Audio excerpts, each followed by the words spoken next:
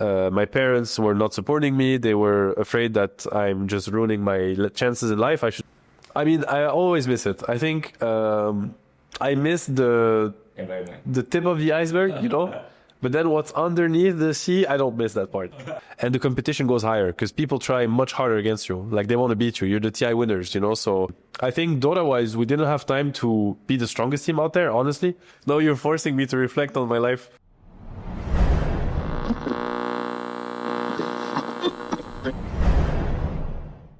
Hello, what's up guys? Selamat datang ke podcast eksklusif untuk e-sport minggu ni. Macam biasa, kan sebelum ni kita ada orang yang hebat, iaitu CEO of OG dan juga CEO of OG. So bersempena dengan MPL final minggu ni, musim yang ke-15, memang sekarang ni tengah hype. Siapa SRG akan jumpa. So sebelum final hari Ahad ni, korang jumpa dulu. Aku tahu Kak, dia idola kau. Is your idol. So dia juara TI ya? Juara TI dua kali. Juara Stockholm Major. So memang kalau kau sebut Dota, kau akan kenal nama dia. So kita perkenalkan. Yep. Seb. How are you, Seb? I'm very good, thank you. Thanks for having me. Thank you for coming, really appreciate it. So this is not the first time right, you in Asia? No, not at all. I think I stopped counting, but I must be at like maybe 7 times or something like that. Yeah, always enjoy it. So maybe have you tried Malaysian food? Yeah, I've tried a lot of the Malaysian food. Honestly, I've always liked it. I think the only thing that was really rough for me was durian. I'm not gonna lie. Oh. That was difficult. But besides that, I enjoy it. Do you enjoy when you Yeah, everything is honestly like, you know, like that's what I was also saying before we sat down. It's like we liked Malaysia so much that when we had tournaments in Asia, like in China, for instance, like TI9 typically, we would boot camp always in Malaysia, like because we wanted to be on the same time zone. But yeah. So right now you in SRG.OG, you as a technical director, right? So maybe sebelum kita go further about the technical director, maybe we want to ask you about your career. So when you start playing Dota, actually, who's influenced you? I started playing Dota maybe when I was like 15 or 16. So I'm 33 now, so it's like 18 years ago. So it's a while. It's crazy numbers now that I say. I never say these numbers, you know. Now you're forcing me to reflect on my life. But a lot of times, I guess, I started playing Dota randomly. I had a friend at school that we were neighbors. So we always spend our days together after school. And we're playing football, playing games. And I think when we're really bored, I'm just sitting down and I watch him play Dota on the computer. And he was a big mouth. Like, he's always telling me how he's the best and he's owning everyone. And I'm watching him play and I'm like, you don't seem so good. You seem... I mean, I don't know Dota, but you seem pretty slow. I see him. I'm watching him play. 3 seconds reaction. I'm like, it's slow. So we're arguing together. And then I told him, okay, I will install Dota and then I will play against you. And that's how it started, basically. And it's funny because that friend actually, one day we completely lost contact. And one day after I win the international, I receive a message on Facebook. I see the name. I'm like, oh my God, it's my high school friend. And he's told me, you can't be serious. You know, like Dota became so much for you that, but yeah, that's how I started. So we can see that during your careers, right, there has been a highs and lows for you, right? So how do you see the challenge itself? Like, is it a painful memory for you, a good experience for you to grow up as a person? Yeah, I think in the moment it's normal to feel the pain and to, you know, you have like a certain way to react to the pain and it seems hard and sometimes you want to give up. All these feelings are normal. But I think once you gain experience, when you grow older and when you have like distance with things, you realize that first of all, it's unavoidable. It's actually part of the process. It's part of the path. And not only that it's part of it and that you have to accept it, you actually need to value it and to appreciate it because this is when you grow. It brings you even more than the smooth sailing. I think if you're gonna win, it's because you also endured the lows and you learn from them and you grew stronger. So over time, not only do you start like accepting it and being at peace with it, you start liking it, you start valuing it and looking for it too. So, but you know, it's just how life is. When you're younger, you don't necessarily know these things, you're not aware. And then, you know, when you're fully aware of it, it's almost too late. So that's the pity. But that's why if you have people around you, staff, experienced people that can share experience, which is what I'm also trying to do, then you save time and, you know, you get stronger quicker, basically, and you probably have a better career. Do you miss competing in Dota highest level right now? Maybe sometimes even right now you're retired, so maybe do you miss sometimes? I mean, I always miss it. I think I miss Environment. the tip of the iceberg, you know. But then what's underneath the sea, I don't miss that part. You know, like I know The grinding, you say? I know both face of the medal. So, but yes, I miss the emotions. I miss the intensity. I miss the connection to the audience. All of this I miss, of course. Being on stage, the tension. I'm hooked. So like, you know, like this is really what I like the most in life. But at the same time, the grind I don't miss. So yes and no. But I always miss that part for sure. So talking about you winning the TI for I think 2 times in a row, right? So what makes it possible for the OG team during that time? What's I would say, the core strength of that team during that time? I think, so that team had like a unique story because obviously the way that team formed before TI8 was we had a big setback, like a big disappointment because our longtime captain left the team a few months before TI and we didn't see it come. So for us, it was a disaster. It was a catastrophe for us. We worked so hard for so long and having our captain and another player that was very valuable. And we were actually a very united group. It was like, a big shock. So when we reformed and rebuilt the team, it kind of was like we came from, had to were reborn from the ashes. So we had this, and we also felt like they did us wrong. Like it was not okay what they did to us. So we had this feeling of like, we want justice, you know, we want to rewrite what just happened.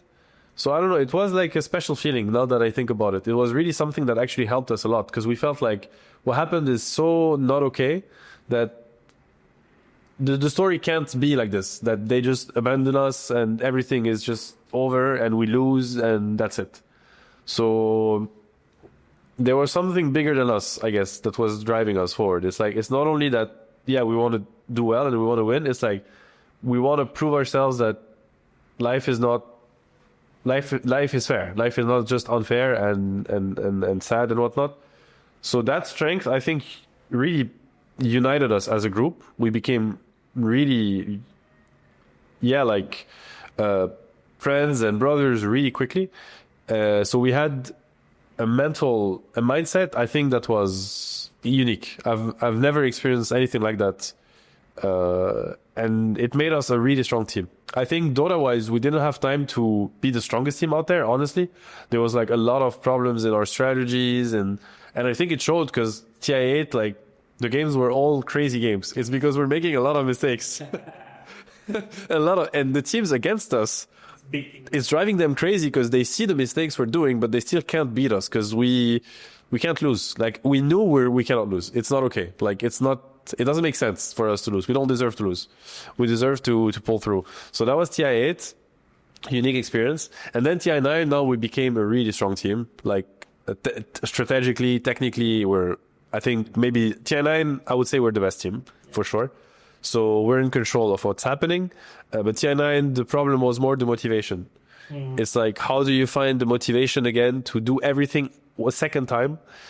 And because you have the thing that your motivation goes lower and the competition goes higher because people try much harder against you. Like, they want to beat you. You're the TI winners, you know? So imagine your goal in life is to win TI. The closest thing you can achieve to winning TI is to beat somebody that won TI. Because if you beat that person, you're like, okay, well, then I can win it myself, right? Since he won it, I beat him. So people try, every game that you play, people try so hard. It's the game of their lives against you. And you are dealing with motivation problems. You're like, oh my God, like another qualification game. But 3 months ago, I'm playing TI finals. Like, I don't care about this qualification. You know, like there's something like this in your mind. Like, why would I work so hard again? So yeah, you're weaker, they're stronger. So it's tough. And then you start losing and mentally it's not easy. So you have to rebuild the motivation, rebuild the fire for yourself. And that year, the secret for us was, we want to win for our teammates more than for ourselves. So we spent a lot of time like connecting with each other on a human level. Like, Because that's something you don't necessarily do in sports or esports, is like, you know, who are you? Like, where'd you come from? Like, where were you born? What's your story? Like, why do you play Dota? What does it mean for you? What does it mean to your family? I want to meet your family too. Like, and then we started realizing that, no, I want this guy to win, you know, I want my 4 teammates to win even more than I want to win for myself, you know? And that was like the drive for us the second time. And it worked really well. Yeah. So you were a coach during TI, maybe before TI, right? So how was why did you decide like, yeah, maybe it's time for me to step up again as a player? Honestly, before TI8, I had given up on being a player. Like because I continued. So when I started esports, there was no esports. Like, as in, I was just playing video games and I was just passionate about Dota, so I'm just playing Dota. But I never thought it would be a job one day or a career path, or let alone what it became. You know, I 4 years. yeah, I didn't think I could even. I would have to have a job and then play games when I have time, right? And maybe play tournaments in the weekend. My parents were not supporting me. They were afraid that I'm just ruining my chances in life. I should just study. Before that, your parents not support you playing Dota? No. In France also it was different. Like, playing video games was not serious. It's like you're just wasting your time. You should study. You should, yeah, get a job. You know, like. So I would say, yeah, but even later, like when I started winning tournaments, I would tell people like, so I play video games professionally. Like, oh, okay, cool. And what is your job? I'm like, well, I just told you, like, I'm an esport player. Ah, okay, but you don't work? Like, you know, like they don't understand. They can't understand. So my parents, yeah, like early days, they were not supportive, of course. Like, they were scared, I guess, for me. So it was difficult.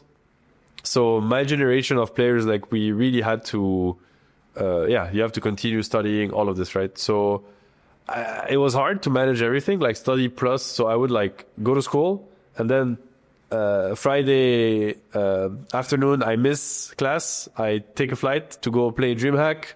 Then I play DreamHack in the weekend. I don't tell anyone I'm playing DreamHack because nobody cares. Like, it's not cool to play video games. I come Monday, I'm so tired because I was on the plane. Double life, you know, like, and then people are like, why are you tired Monday morning? I'm like, oh, I just had a party Sunday night. Like, who is having party Sunday night? So I'm like, forget it. Like, this was how it was for me. Yeah, anyways. But then, since I was not fully committed, I think I was not playing my best. And at some point I told myself, okay, Seb, you're not having great results. You need to stop. So I gave myself one last year to try to not win TI, but do well. That year I did not even qualify for TI. So it was the worst performance ever. So I was like, okay, enough. No more Dota.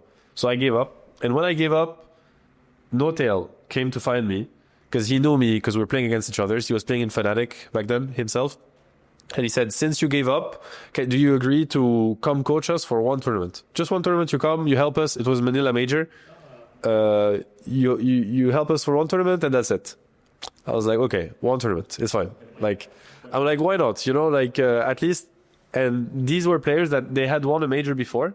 So I told myself, maybe I was bad, like a bad player, but my ideas maybe were good. So if I can coach them, at least I will know if at least my ideas about Dota were fine because they're capable players. They won before. So it's not about they're not I was not good enough or they're not good enough. We go to Manila. We destroy the tournament. Like, it was easy cruising, win the major. They celebrate me a lot as a coach. They tell me that you helped us so much. Please, can you come to the...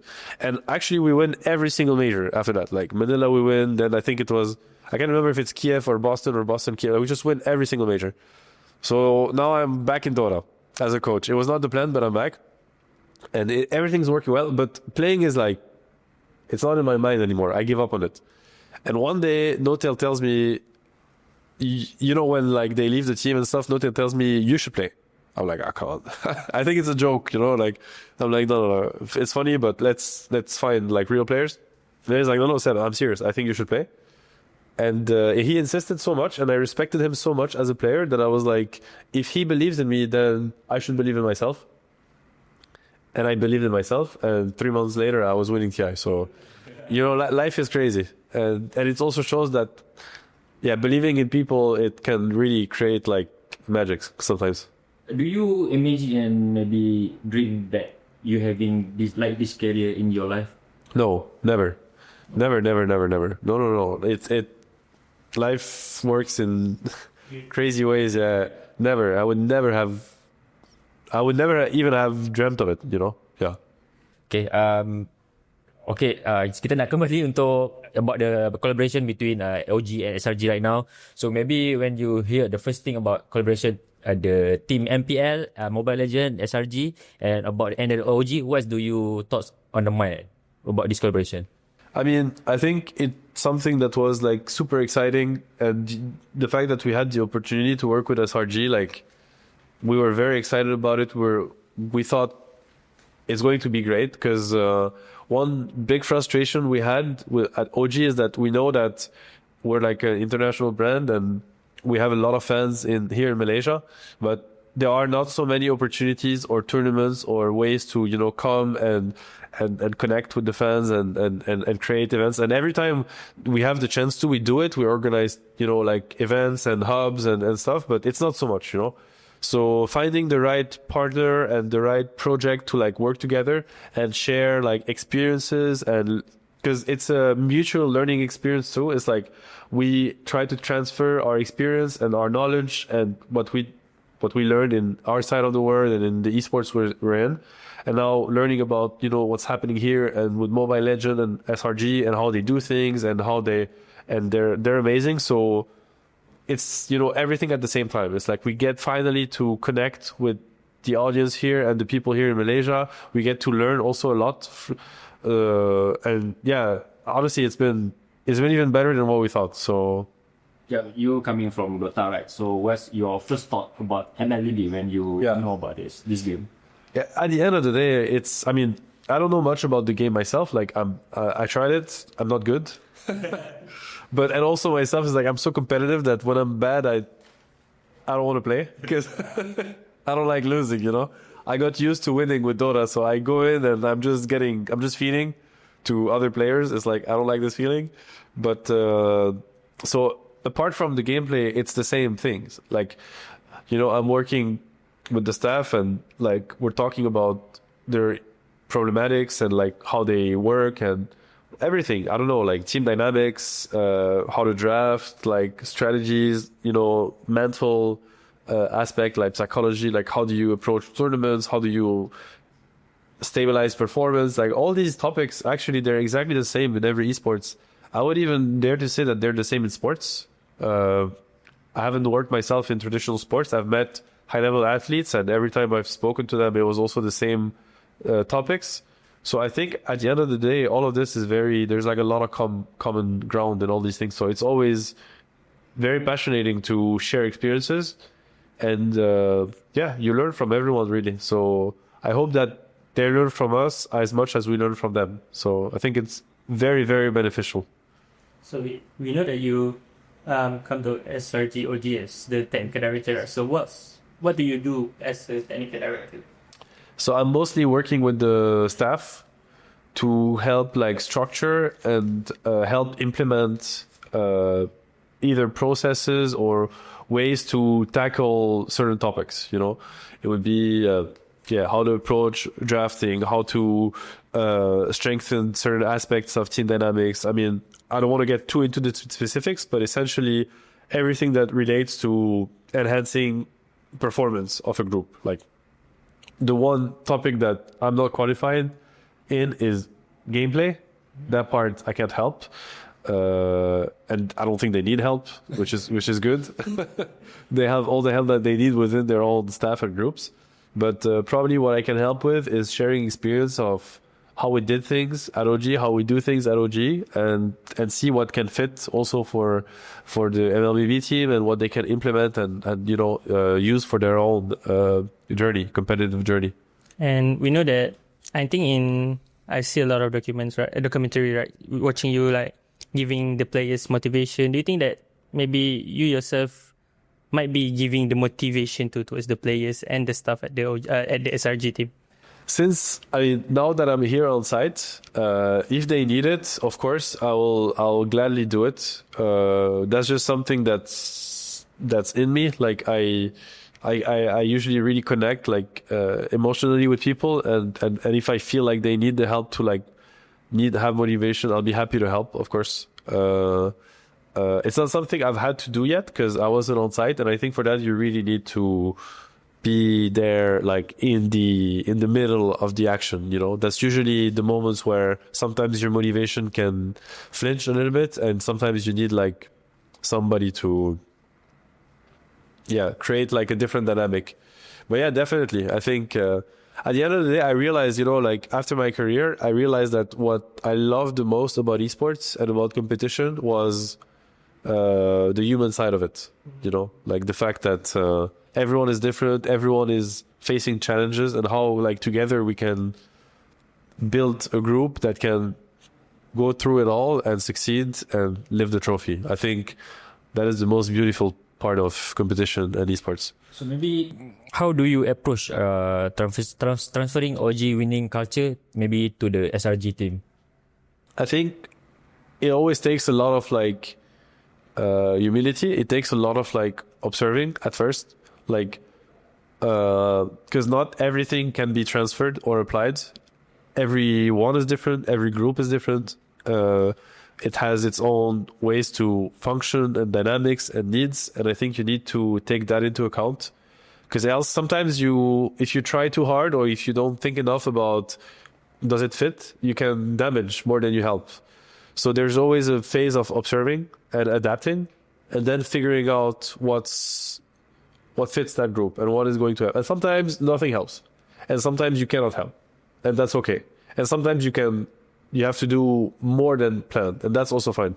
To me, I learned that we used to work with a psychologist called Mia Selberg. Like, she's helped us a lot in very key moments, like TIs, she was there and stuff. And I always remember, like, the first time she came to the team, I think the first week she barely said anything.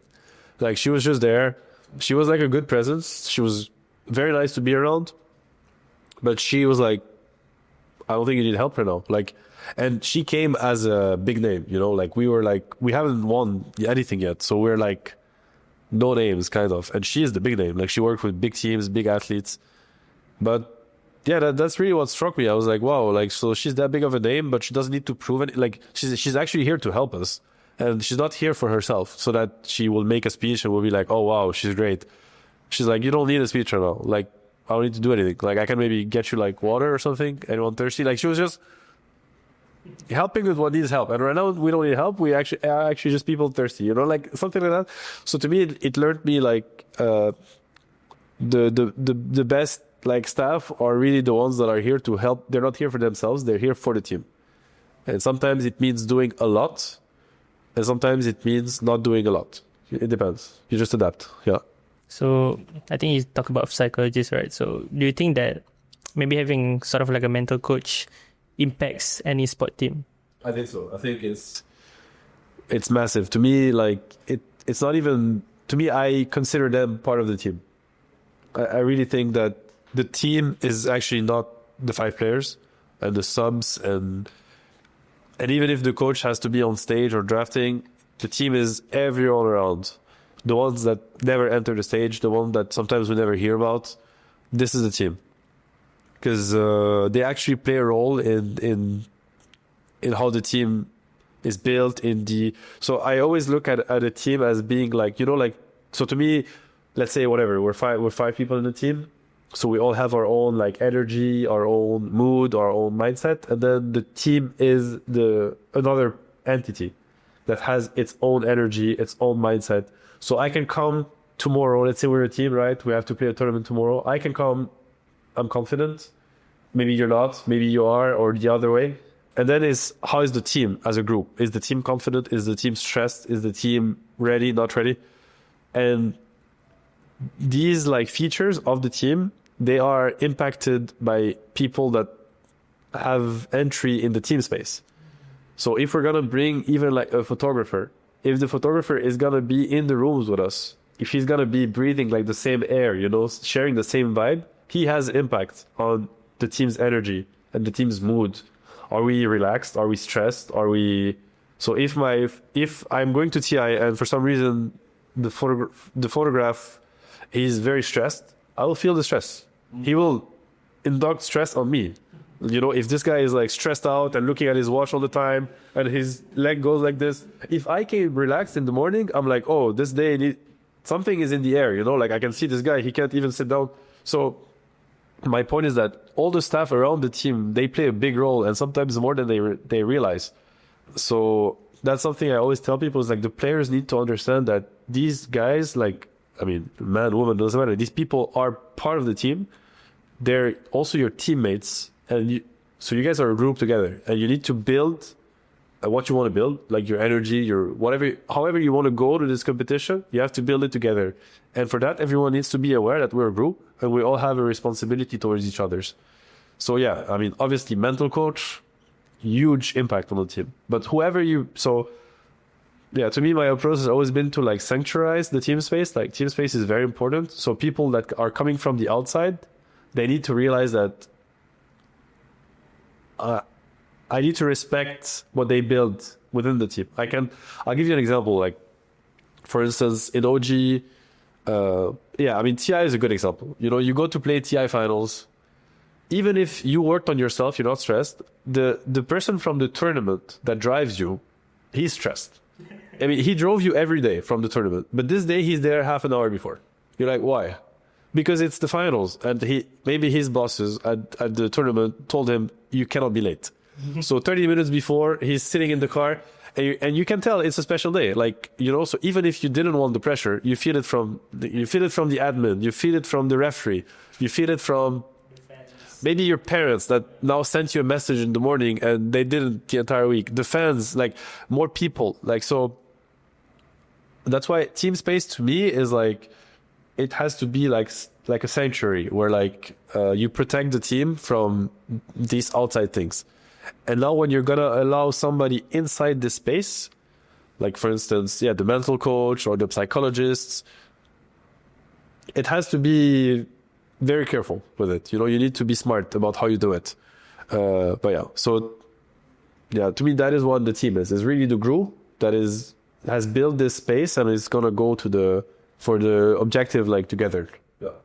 Maybe if I want to ask, we know that the new iteration of the OG roster, right, for the Dota 2 with the OG Latam 2. So, what are your thoughts on the new team itself with No Tail now at the helm as the coach? I mean, frankly speaking, I haven't been very involved with Dota, as in with the teams. I think I was very burned out, if I'm honest, after I've been trying to retire for the last 2 years, but every time I got called again, it was always like that. It's like, oh, Sam, team needs help. So at first I'm helping the team a bit, and it's like, maybe you should play.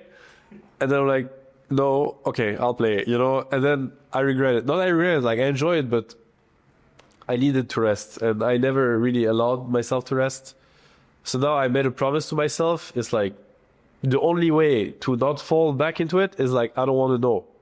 You know, I don't want to, because it's going to happen again. Like, when I get close to it, I can't. I'm too passionate about it, you know? I mean, if they don't need help, it's fine. But if they need help, I'm sitting there, you know? It's like, I'm sitting in the room. It's like, who can help? Like, you know?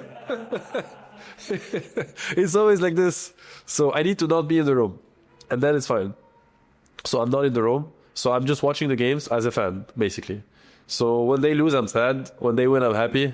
All I know is that I know the people around the team. I know the players. I know how hard they work. So I know it's only a matter of time, basically.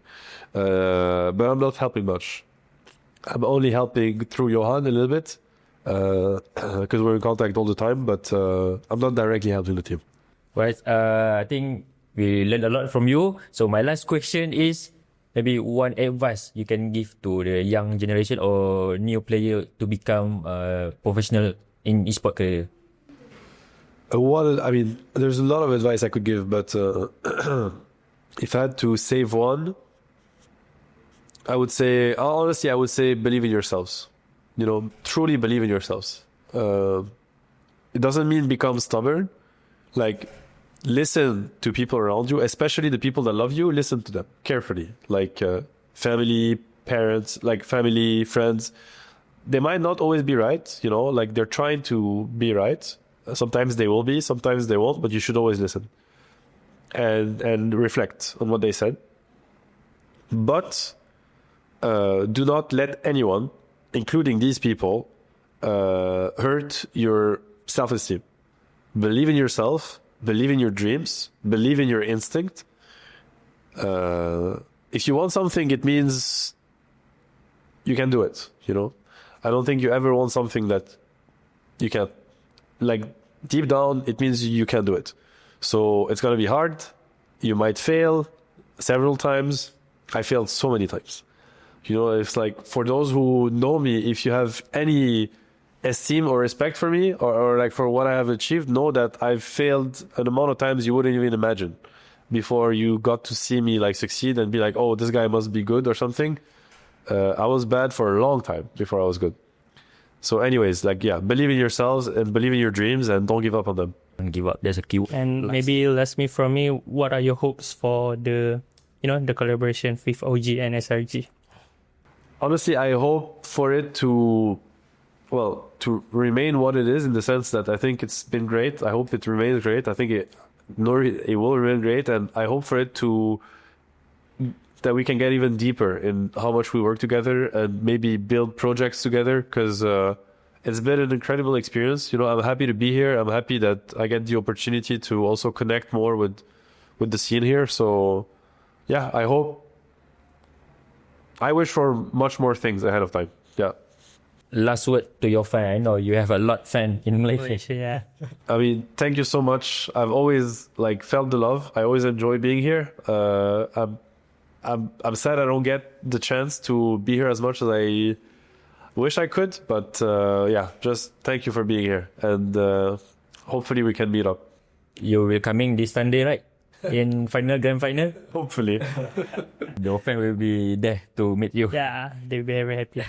Thank you, Seb, for your time. I really appreciate it. Thank you so much. A lot from your story. Inspired me a lot in my life. So I wish you all the best. So maybe we can see this Sunday, hopefully. See you again. Thank you so much kepada yang semua yang menonton. Terima kasih banyak-banyak dan boleh datang beramai-ramai untuk Ahad ni. Walaupun tak ada tiket, tak silap aku ada big screen kat luar. Betul. So boleh datang, macam-macam event ada. Maybe ada mini concert, ada giveaway daripada kita orang, ada food truck. Meet and greet dengan Seb ada, meet and greet dengan player-player ada. Boleh datang ramai-ramai. Boleh komen kat bawah apa cadangan ataupun penambahbaikan yang perlu kita orang buat. Terima kasih for support. Kita jumpa hari Ahad ni. Assalamualaikum. Bye-bye. Peace. Bye-bye.